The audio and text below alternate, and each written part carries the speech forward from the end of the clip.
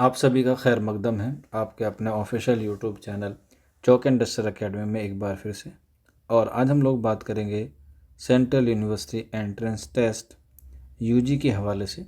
और यूजी में जो हमारा कोड सब्जेक्ट है या सब्जेक्ट कोड है वो है 113 यानी कि 113। और हम लोग बात करने वाले हैं आज उर्दू के हवाले से। इससे पहली वाली वीडियो मैंने आपको पैटर्न के बारे में, कॉम्बिनेशन के बारे में और डोमेन सब्जेक्ट के हवाले से बात की थी। और उसके बाद काफ़ी सारे बच्चों ने पूछा सर इसके लिए हमें जो है वो बेस्ट बुक बता दें ताकि हम लोग जो है वो अपने इम्तिहान को जो है वो अच्छे से क्या कर पा लें, कवर कर पाएँ। और मैंने उसके पैटर्न में बताया था कि आपको कैसे कैसे चीज़ें करनी है। पहले तो ये था कि आपके निसाब में जो है वो 3 क्या आएंगे, इक्तिबास आएंगे। इक्तिबास से आपको सवालात मिलेंगे। इसके अलावा आपको जो है वो उर्दू अदब से जो है वो सवाल देखने को मिल सकते हैं। और इसके अलावा जो है वो आपको उर्दू कवायद से भी जो है वो आपको सवाल देखने को मिल सकते हैं। तो इन तीनों चीज़ों पर, इक्तिबास, उर्दू अदब और उर्दू कवायद पर जो है वो आपको पूरा जो सिलेबस है वो पूरा क्या है, मबनी है। अब इस सिलेबस को आपको कैसे कवर करना है, इसके लिए आपको जो है वो किन किताबों का सहारा लेना है, उस पर मैं जो है वो आपको रोशनी डालने वाला हूँ। तो जैसे कि आपको मालूम होगा कि अभी आप लोग जो है वो 12th पास आउट करके आए होंगे या फिर आप लोग जो है वो अभी 12th में क्या होंगे, अपीयर हो रहे होंगे। अभी आप जो है वो रिज़ल्ट नहीं आया होगा, उसके हवाले से बात करेंगे। तो आज हम लोग बात करेंगे कि अगर आप अपीयर में हैं या फिर आप पास हैं तो आप CUET का फॉर्म जो है वो भर सकते हैं। अब अगर आपने भर दी है तो आपके लिए चाहिए कि आपको बेस्ट बुक्स बताई जाएं जिससे आप लोग जो है वो क्या कर सकें, अपने एग्ज़ाम की तैयारी कर सकें। तो इन सब के लिए मैं एक बेस्ट बुक आपको बताने वाला हूं और वो है आपकी NCERT। NCERT बुक जो है वो सबसे कारआमद होती है किसी भी एग्ज़ाम को क्रैक करने के लिए। अब NCERT हमें कौन सी क्लास की पढ़नी है, 9th to 12th तक की जो है वो हमें NCERT पढ़नी है और सिर्फ उर्दू सब्जेक्ट की पढ़नी है। और एक क्लास में जो है वो आपकी 4 किताबें जो वो होती हैं।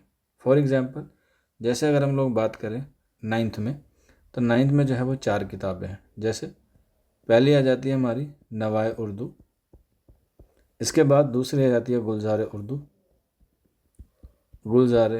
उर्दू, इसके बाद तीसरी आ जाती है दूर पास और लास्ट में हमारी आ जाती है जान पहचान। जान पहचान। तो इस तरीके से ये आपकी है 9th में। और सेम जो है वो आपकी एज इट इज़ 10th में भी है, जो हमारी बोर्ड की क्लास होती है। तो 9th में और 10th में जो है वो यही किताब होती है, लेकिन दोनों का जो सिलेबस होता है वो अलग अलग होता है। नाम 10वीं में भी यही रहता है, नवाए उर्दू, गुलजार उर्दू, दूर पास और जान पहचान।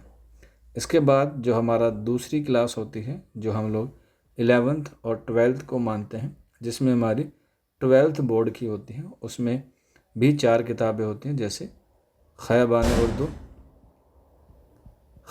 उर्दू, इसके बाद गुलिस्तान अदब, नई आवाज़ और इसके बाद धनक। ये जो है वो आपकी 4 किताबें होती हैं। तो इस हिसाब से आप लोग देखेंगे 8 और 8 यानी कि कुल मिलाकर जो है वो आपकी कितनी किताबें बनती है, 16 किताबें बनती हैं जो आपको एग्ज़ाम के हवाले से पढ़नी है। तो इस तरीके से आप लोग ये 16 किताबें पढ़ेंगे तो आपका जो है वो सिलेक्शन हो जाएगा। अब कुछ बच्चे ये सोचते हैं कि ये 16 किताबें हैं, बहुत ज़्यादा किताबें हैं, अब हमें जो है वो इनको नहीं पढ़ना या हमारे पास इतना वक्त नहीं है कि हम लोग इन्हें पढ़ पाएँ। लेकिन फिर भी मैं आपको रिकमेंडेशन करूँगा कि आप लोग जो है वो इन किताब को ज़रूर पढ़ें, क्योंकि एक किताब जो है वो मिनिमम 1 हफ़्ते में जो है वो आपकी क्या हो जाती है, ख़त्म हो जाती है। तो इस तरीके से आप लोग जो है वो अपना पैटर्न बना लें। अगर आप पूरी भी ना पढ़ पाएँ तो कम से कम बोर्ड की क्लासेस की जो किताब होती हैं, यानी कि 12th की और 10th की, यानी कि कुल मिला के आप 8 किताब जो है वो पढ़ सकते हैं। ये भी आपके लिए जो है वो बेनिफिशियल साबित होगी। लेकिन अगर आप इतना भी नहीं करना चाहते, आप लोग चाहते हैं कि एक किताब पढ़ें और उसका हमारा जो है वो काम जो है वो हो जाए, तो उसी में एक किताब आती है, मैं आपको बता देता हूँ, जिसका नाम है तारीख़ अदब उर्दू। तारीख़ अदब उर्दू, ये किताब आप लोग जो है वो पढ़ सकते हैं। हालांकि यहाँ पे जो है वो इसके जो राइटर हैं वो है नूरुल